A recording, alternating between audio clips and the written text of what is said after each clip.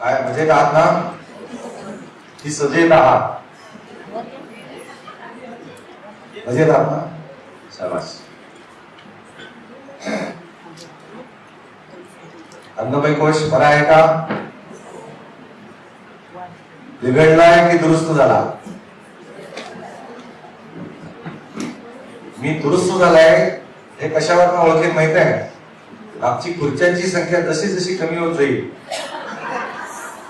याचा अर्थ अन्नमय कोश दुरुस्त होतोय असं म्हणता येईल. आपल्या दैनंदिन व्यवहारात त्या गोष्टी सहजपणे लक्षात आल्या पाहिजे की आपला काय तो कोश कसा आहे हे कशा. त्यामुळे काल आपण बघितलं होतं की अन्नमय कोश, दिसणारं शरीर, अंतरंग, बाह्यरंग, काय काय झालं पाहिजे. शरीर चांगलं आहे म्हणजे अन्नमय कोश चांगला आहे, विकसित झालाय. त्याचा अर्थ काय? शरीर सुदृढ आहे, ताकदवान आहे, ऐश्वर्ययुक्त आहे, लवचिक आहे, सगळं पाठ आहे. पण प्रत्यक्षात काय आहे?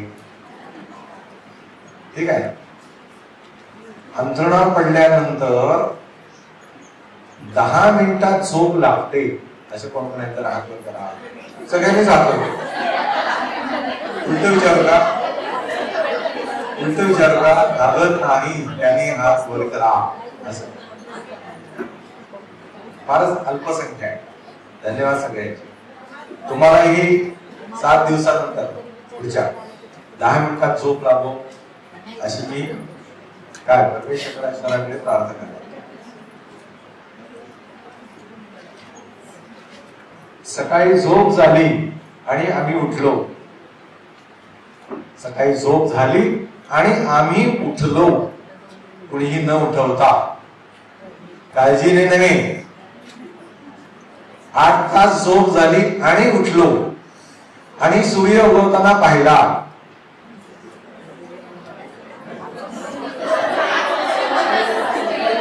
आता काय नाईलाजच आहे, दररोज बघावा लागतो. पण मूळ मुद्दा हा जाग आल्यानंतर म्हणजे उठवल्यानंतर गजर वगैरे असलं काही नाही. झोप पूर्ण झाली आणि उठलो.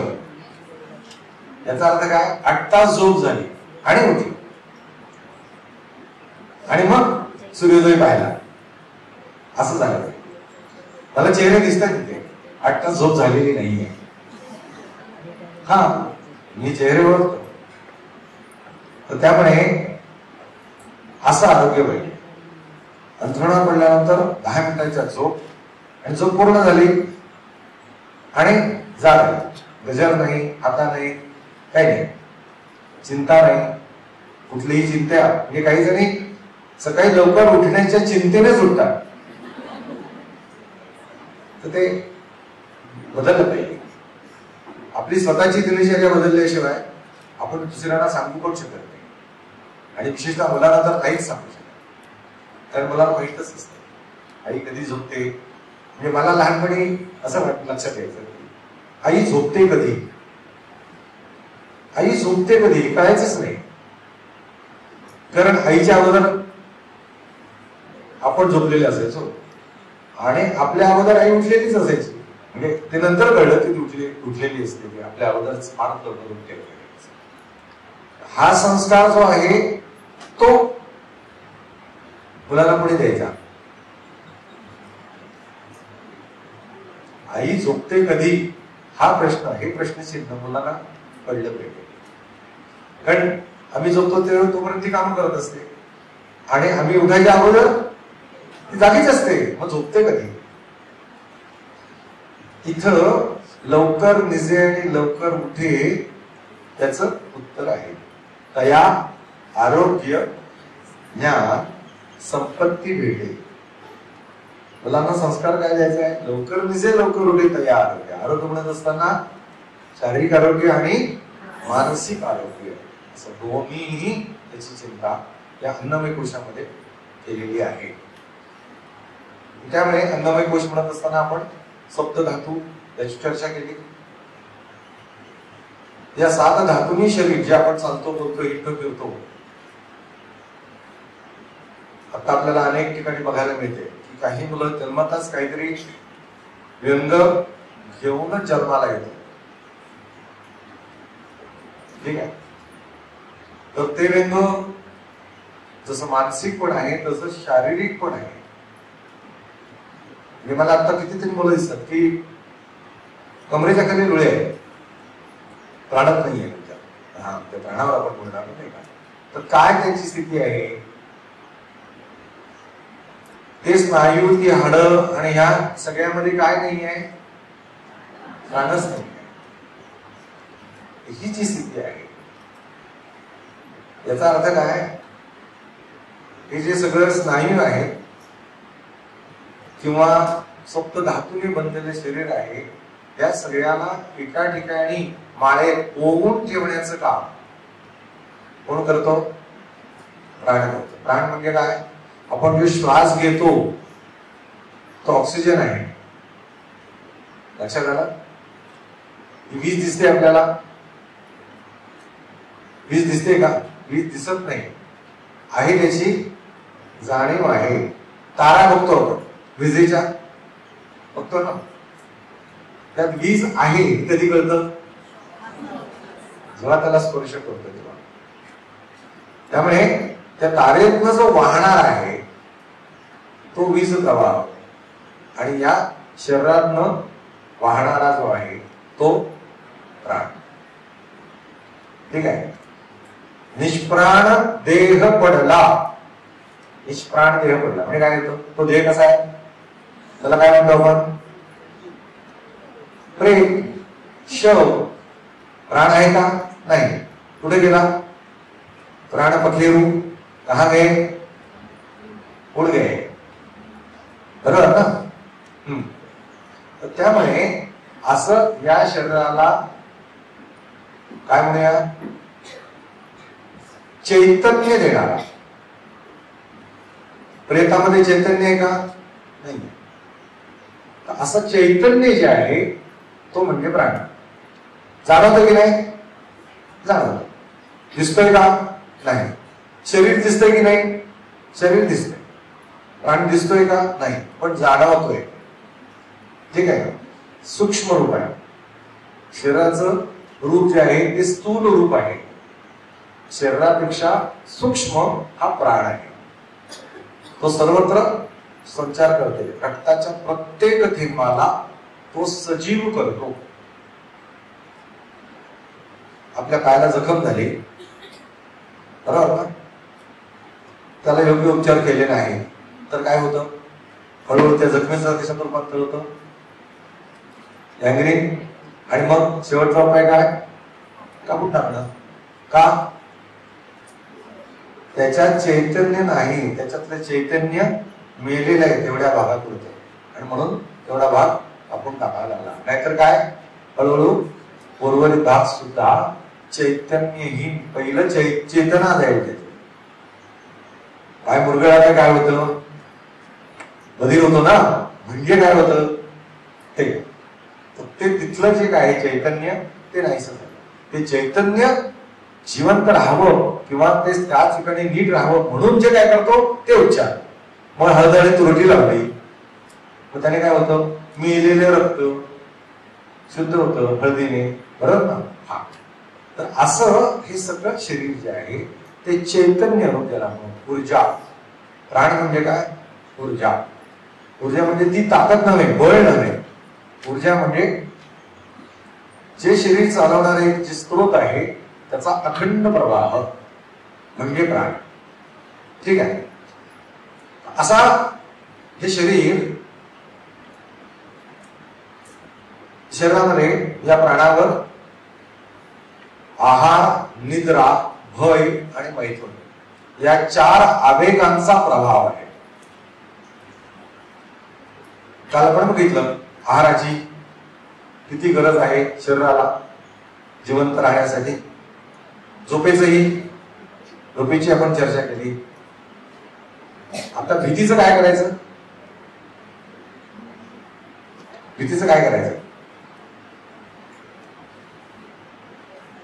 मुलांना भीती असते की नसते,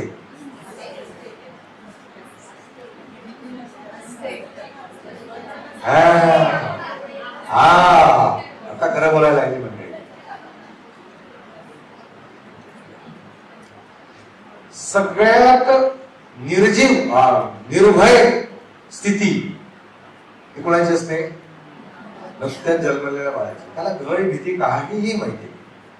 आणि सगळ्यात डरपोक म्हणूया तुझा काय भीती माणसाला कधी असते? माणूस सगळ्यात जास्त कधी घाबरतो? मरताना. सगळं होऊन झालेलं आहे, सगळं अनुभव घेऊन झालंय, तरी सुद्धा म्हणतो नको नको. काय फार कमी मंडळी असतात, ये ये ये मी आहे, तयार आहे असं म्हणणं आहे. फार कमी म्हणजे विरळीच माणसं वेगळीच असते. ये मी आहे तयार असं म्हणतात. बाकी सगळे काय म्हणतात? नको नको नको नको. ही भीती मुलांना जशी जशी मोठी होतात. काल आपण उदाहरण बघितलं ना, भीतीचं उदाहरण. हाय आहे, तुम्ही सांगितलं का हाय आहे म्हणून, आणि त्याने ऐकलं आणि मग पुन्हा म्हणजे कधीच हात लावला नाही असं नाही, त्याने अनुभव घेतला. ती भीती, तो त्याचा अनुभव, ती भीती. तुम्ही काय करता आता? भीतीचा अनुभव कसा देतात तुम्ही मुलांना? इथे बसलेले कुणी कुणी बागुलबुवा बघितलाय? जरे हात करता. बागुलबुवा बघितला नाही ना? पहिल्याच वेळी शब्द ऐकला बागुलबुवा, इथून माझ्या तोंडून लागता असं कोण कोण येतात? हात करता. मला माहिती आहे भोकाडी. भोकाडी ते मला पण माहिती आहे, भोकाडी म्हणजे काय ते राहिलं. तू डॉक्टर, पोलीस, सुई, काही वर्जन आहे भीती दाखवण्यासाठी, काही वर्जन आहे. लोक माझी पण भीती घालतात बरं का.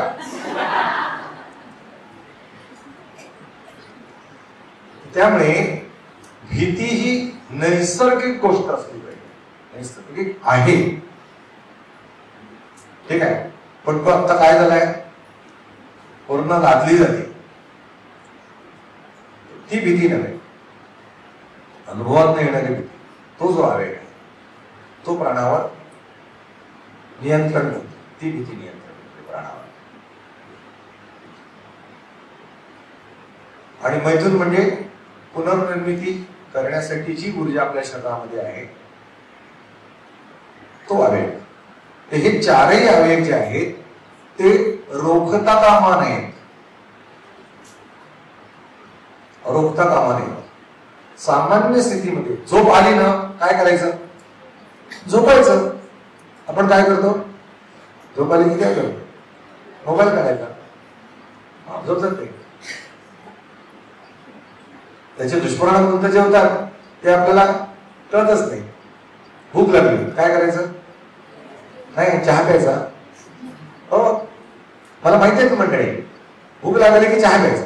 भूक बघ द्या, जेवायला वेळ नाही हो म्हणून चहा प्यायचा. इथे गडबड आहे.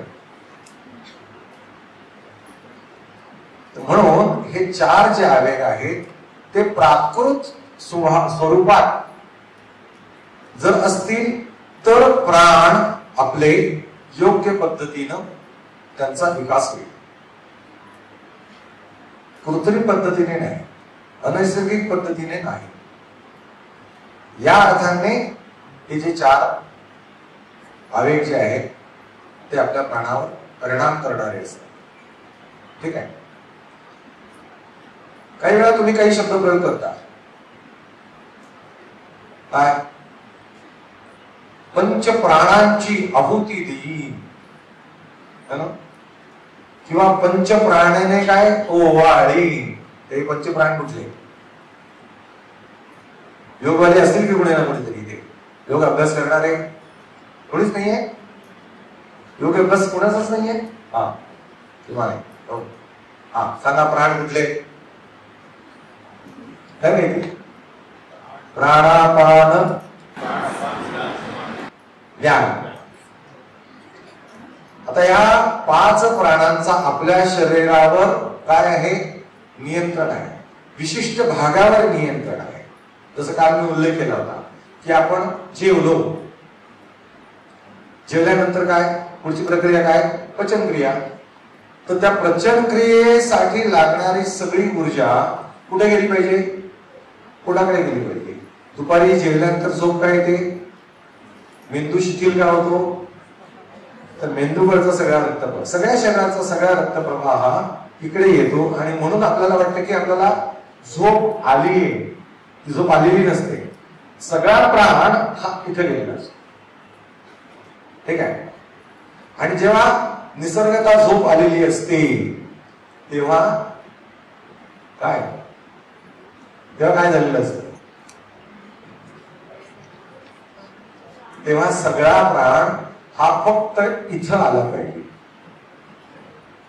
शवासनाचं काय सांगितले? शवासनामध्ये शवासन कधी करतात? ज्यांना 10 मिनिटात झोप लागत नाही त्यांच्यासाठी शवासन आहे. रात्री अंथरुणावर पडल्यानंतर काय करायचं? 2 तासामध्ये 1 फुटाचं अंतर, दोन्ही हात बाजूला, उतारा झोपायचं आणि फक्त श्वास चालू. पायाच्या करंगळीपासून प्रत्येक अवयवाला सूचना. मी आता करंगळीतून पायाच्या प्राण काढून घेतलेले आहे. मी आता अंगठ्यातनं, पंजाबनं, टाचेतनं, पोटरीतनं, गुडघ्यातनं, मांडीतनं प्राण काढून घेतलेले आहेत. करंगळीतनं, सगळ्या बोटातनं, अंगठा, तळहात, मनगट, कोपर, दंड, खांदे प्राण काढून घेतलेले आहे. आणि माझे प्राण कुठे आहे? फक्त श्वास आत जातोय, बाहेर. पूर्ण लक्ष कुठे आहे? श्वासावर. मोजायला लागायचं. 1 आत जाणारा, 2 बाहेर जाणारा, 3 असं मोजायला लागायचं. आज रात्री ज्यांना झोप येत नाही त्यांनी हा प्रयोग करा. म्हणजे प्राण कुठे गेले? सगळे प्राण इथे आणलेले झोपेच्या वेळी. मेंदूला जाऊन चालणार नाही. ज्यांना झोप लागत नाही त्यांचा सगळ्यांचा प्राण तिथे गेलेला असतो आणि मग डोक्यात चक्र चालू होतात, म्हणून झोप लागत नाही. लक्षात काय? प्राण कुठे आले पाहिजे? इथे आले. धावायला लागलो तर प्राण कुठे गेले पाहिजे? पायात गेले पाहिजे. ठीक आहे ना? तर त्यामुळे अभ्यास करायला बसलो तर कुठे गेले पाहिजे? आता कुठे आहे? मला दिसतात काही चेहरे, त्यांचे प्राण इथे आलेले आहेत. न्यारी झाले ना, म्हणून प्राण इथे आलेले. तर त्यामुळे असं अपानवायू म्हणजे आपल्याला माहित आहे. उदानवायू म्हणजे ढेकर, बरोबर? तर त्यामुळे जेव्हा आपल्या शरीरावर, सर्व शरीरावर योग्य पद्धतीनं प्राणाचा अंमल सुरू राहील तेव्हा प्राण समान असतो आणि समान असतो. हे एवढं पुरेसं आहे माझ्यामध्ये. ठीक आहे? पुरेसं आहे ना? तर असं झालं तर काय होईल? आपल्या शरीराला पूर्ण ऊर्जा मिळेल. आता ते मिळते का? ते वेगवेगळ्या प्रसंगात आपण ते बघू शकतो. नंतर आपण बघणारच आहोत काय होईल ते. ठीक आहे? तर अशा पद्धतीनं पूर्ण शरीराला पूर्ण ऊर्जा मिळणं. ठीक आहे? त्याने काय होईल? तर त्यानं समान प्राण मिळतोय. सगळ्या शरीरामध्ये ती ऊर्जा समान भरून राहिलेली आहे. याचा अर्थ आपला प्राण बलवान होईल. म्हणजे काय होईल? जे काही आपण हातात काम घेऊ ते उत्साहाने, ती जबरदस्ती नाही. जाऊ दे, म्हणू दे, सावकाश. त्याचा अर्थ काय? प्राण बलवान नाही, ऊर्जा नाही शरीरात, थकलेलं आहे शरीर. असं करा. ज्यांचा प्राण बलवान असतो त्यांच्या वृत्ती कशा असतात माहितीये का? अरे लात मारू तिथं पाणी काढू, प्राण बलवान. हे ना तास दिले ना करा पूर्ण. काही जण म्हणतात नाही हो नाही करणार, उद्या बघू आता नको. त्याचा अर्थ काय? गडबड आहे, कुछ तो गडबड आहे. त्यामुळे ज्याला महत्वाकांक्षा, जिद्द, पराक्रम करण्याची इच्छा, नवीन काहीतरी शिकण्याची इच्छा, किंवा असं जे जे समोर आव्हान म्हणून येईल त्याला टक्कर देण्याची इच्छा, म्हणजे तुमचा प्राण बलवान आहे. ठीक आहे. प्राण संतुलित आहे म्हणजे काय? जे मगाशी म्हटलं, जिथं आवश्यकता आहे त्यावेळी तिथं प्राण आहे. झोपेच्या वेळी प्राण कुठे आहे? तिथे आहे, तिथे असला पाहिजे, पण तो नाहीये. कुठे आहे? पण तिकडेच आहे. विचार करतोय तिकडे गेला झोपेच्या वेळी. आणि जेवणाच्या वेळी कुठे गेला? जेवण झालं आणि कुठे गेला? नाही ना जात तिकडे, मग गडबड होते. असं जे होतं याचा अर्थ प्राण संतुलित नाही. जिथं हवा तिथं ज्यावेळी जसा आपल्याला त्याची गरज भासते तसा तो त्या ठिकाणी जर असेल तर, जसं उदाहरण नेहमीचा अनुभव, अनेक जणांना सकाळी उठल्यानंतर शौचाला होत नाही, अपानवायूचं काम योग्य पद्धतीनं चालत नाही. मी 10वीच्या मुलांना विचारलं, तुम्हाला नाही विचारणार, सकाळी उठल्यानंतर शौचाला जाता का? उठल्या असं मी 10वीच्या मुलांना विचारलं. तुम्हाला आश्चर्य वाटेल, एकही मुलं हात वर करत नाही.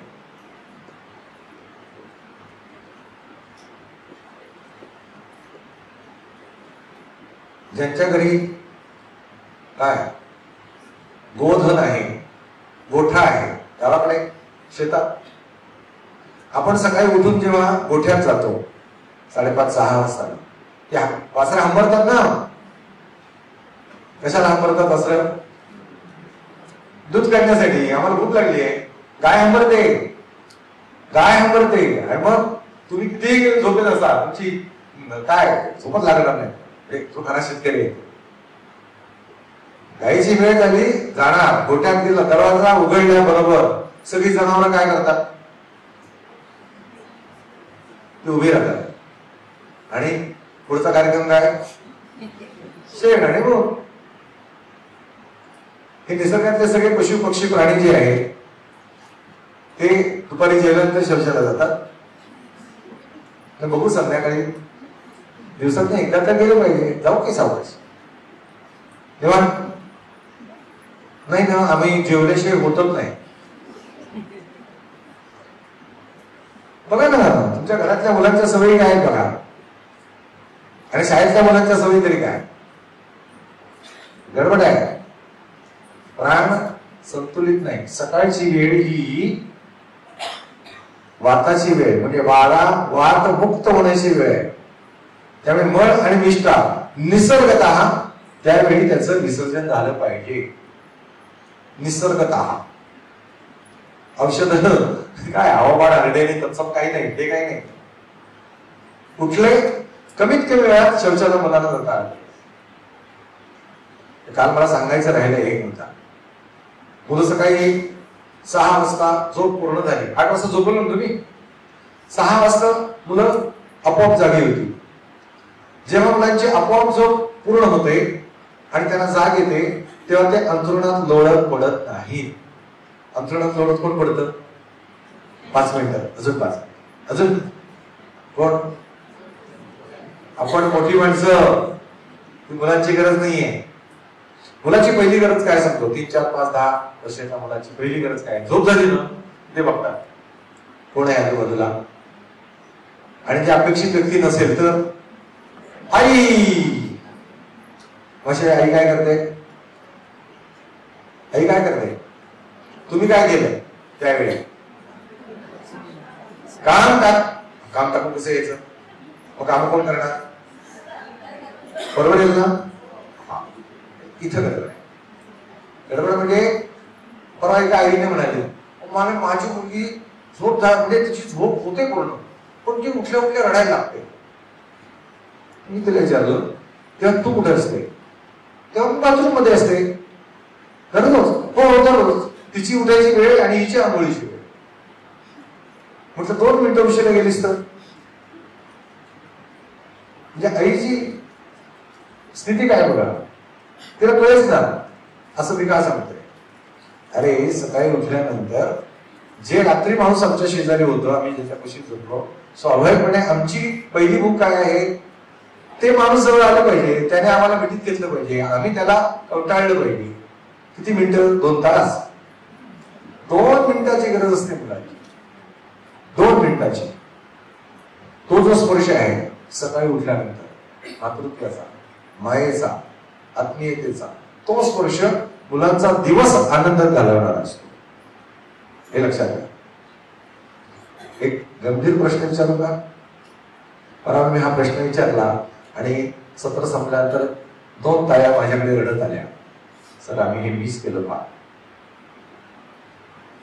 2 मिनिटाचं तो स्पर्श मिस केला. आता काय करायचं? मुलं तर मोठी झाली. म्हणून मी सगळ्यांना विचारतो, तुम्हाला विचारतो, तुम्ही तुमच्या मोठ्या माणसाला, आई बाबा आपल्या, शेवटचा स्पर्श कधी केला होता? आठवा. हा, तर तो आठवत राहा. आणि जर शक्य असेल तर तुम्ही सुद्धा तो स्पर्श अधनं घेत जा. तुम्ही तुमच्या मुलांना दिवसाभरातनं किती वेळा स्पर्श करता? किती वेळा दिवसाभरातनं?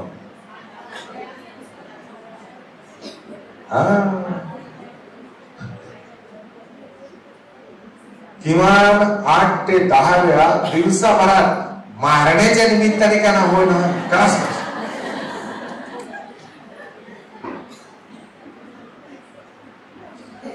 आणि ती जी वर्गात येतात मुलं, त्यांना तुम्ही कसा स्पर्श करता?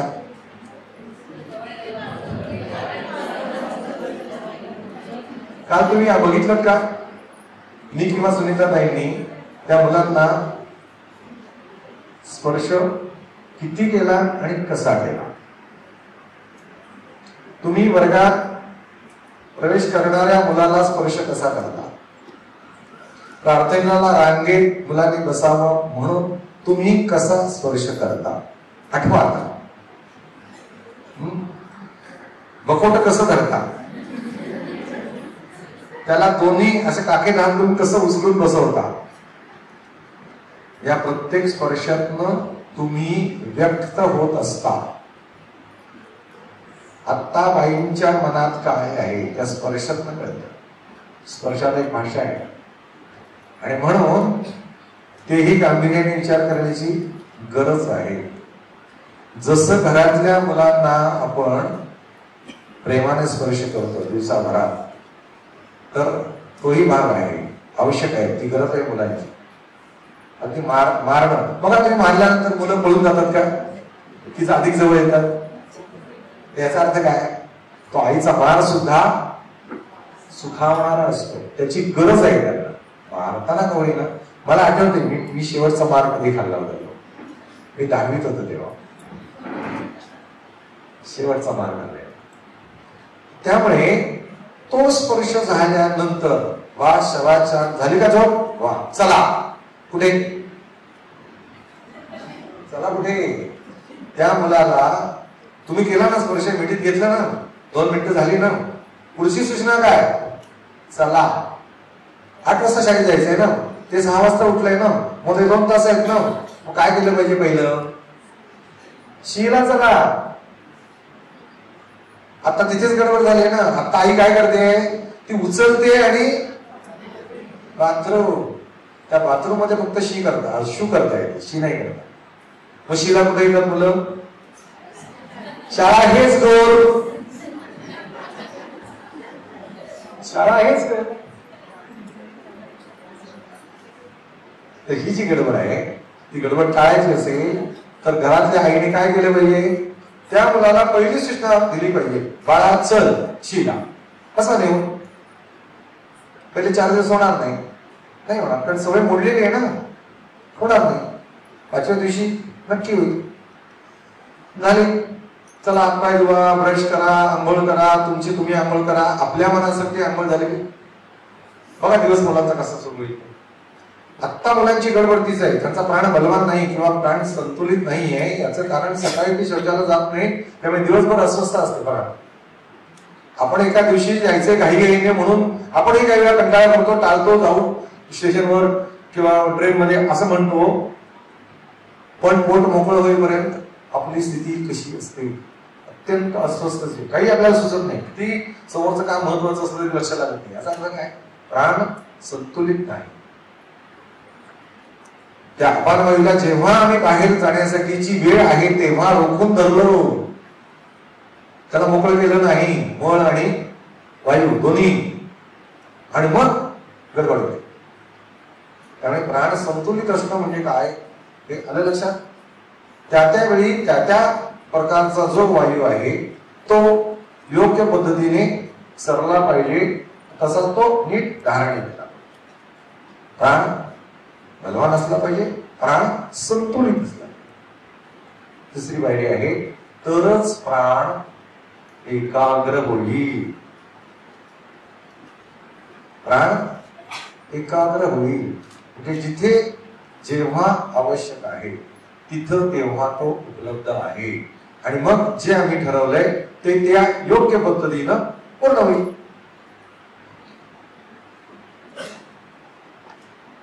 आता मुलं आपल्या अभ्यासाला बसतात, किती वेळ बसतात अभ्यासाला? बसतात तुमच्या सांगण्यावरनं किंवा काय ढाकाने. बसल्यानंतर 5व्या मिनिटाला म्हणतात तहान लागते, पुढच्या 5व्या मिनिटाला लघवी करून येतो, पुढच्या 5व्या मिनिटाला आई आज काय केलंय जेवायला, पुढच्या 5व्या मिनिटाला बाबा स्कोर किती झाला IPL चा. याचा अर्थ काय, लक्ष लागत नाही म्हणजे काय, प्राण एकाग्र नाही, आणि म्हणून एकाग्रता नाही. अभ्यासाला बसताना आपल्याला अपेक्षा काय, तासभर तरी त्यांनी एका जागेवर बसून अभ्यास करा. आता बघा आपल्या शाळेतल्या मुलांची काय स्थिती आहे, 90% मुलं हायपर ऍक्टिव्ह आहे. याचा अर्थ काय, अतिचंचल आहे. हायपर ऍक्टिव्हचा पुढचा टप्पा काय आहे, गेल्या 4-5 वर्षापासून किमान 10 वर्षापासून तुमच्या वर्गात एडीएचडी नंतरच हायपर ऍक्टिव्हचा पुढचा आहे स्वमग्नता. ऑटिस्टिक मुलं आता तुमच्या वर्गात आहे, पर्सेंटेज कमी आणि जास्त असेल. मी गेली काही वर्ष जून महिन्यात माझा एकच उद्योग असतो, जिथे शिशुवाटिकेत जातो तिथं पहिले मुलांचं निरीक्षण करतो की कोण कसं आहे. अनेक पालक प्रवेश घेतात किंवा मुलांना कुठे आणतात, ते येतात सगळे कागदपत्र येतात, प्रवेश झाला, आणि मग जेव्हा तेव्हा ती मुलं शाळेत येतात तेव्हा आपल्या लक्षात येते अरे बापरे हे तर वेगळं आहे, मग एका जागेवर थांबतच नाही. आता तुमच्या काही जणांच्या शाळांमध्ये अशी मुलं आहे की पूर्ण शाळावर हिंडत असतात. कुणाकडे आहे सर अभिजी, बघा ही स्थिती आहे. हे सगळ्यात गंभीर गोष्ट आहे बरं का, नुसतं आपल्या दृष्टीने नव्हे त्या मुलांच्या दृष्टीने सगळ्यात गंभीर गोष्ट आहे. ठीक आहे, म्हणजे काही मुलं आपल्याला लक्षात येतात की ते सतत फेऱ्या मारत असतात. आहेत ना अशी मुलं वर्गात, हातात काहीतरी वस्तू असते, त्या वस्तूमध्ये चालू असतो, एखादं गाणं तोंडात असतं ऐकलेलं, ते गाणं सतत तोंडात असतं, असं ते हिंडत असतात. ही ऑटिस्टिक मुलं आहेत.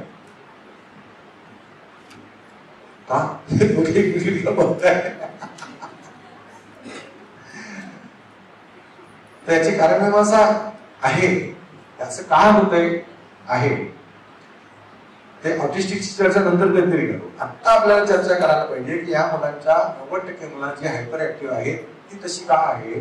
याचं कारण आहे, माझा जन्म झाला ना, माझा हॉस्पिटलमध्ये नाही झाला. आमच्या त्या खेड्यातल्या घरामध्ये एक बाळंतणीची खोली होती जिथे दिवसा सुद्धा उजेड नसतो, तर तिथं जन्म झाला. आणि मग पुढे 40 दिवस आमचं राज्य तिथे चाललं होतं. 40 दिवस उजेड काय? समयींचा प्रकाश. ठीक आहे. आता तिथे समयीचा प्रकाश आहे, तिथे एसी आणि कूलर आणि पंखे होते का? नाही. आता मुलं जी तुमच्या वर्गात येत आहेत त्या मुलांचा जन्म कुठं झालाय बघा. ठीक आहे, लक्षात आलं? एसी किंवा कूलर होताच नाही ना, तिथे पंखा तर होताच नक्की, म्हणजे जन्म झाला तेव्हा. पण त्या अगोदर 9 महिने आईच्या पोटात असताना आई कुठे होती? Bed rest. Bed rest. आता बेड रेस्ट म्हटल्यानंतर काय? एसी तर पाहिजे ना भाऊ, किमान पंखा तर पाहिजे ना. पण त्या 9 महिन्यात सुद्धा ते बाळ वाऱ्याच्या प्रभावाखाली होतं. जन्माला आलं त्या क्षणापासून. मध्ये मी एका ठिकाणी गेलो होतो, ती तुमची परिचित घर होतो आणि गेलो. ते बाळ घरात आले माहित होतं, 2-3 महिने झाले होते. म्हणजे मी पहिले 40 दिवस कुठल्याही बाळाला भेटायला नाही भेटायला. याचं काय? 40 दिवस त्याला बाहेर का न्यायचं नाही? 40 दिवसानंतर पहिलं सूर्यदर्शन, देवदर्शन, मग जगाला दर्शन. आता काय चाललंय? पहिली सेल्फी माझी आली भेटली त्या बाळाला, पहिली सेल्फी. म्हणजे मी एकदम जगात लय भारी.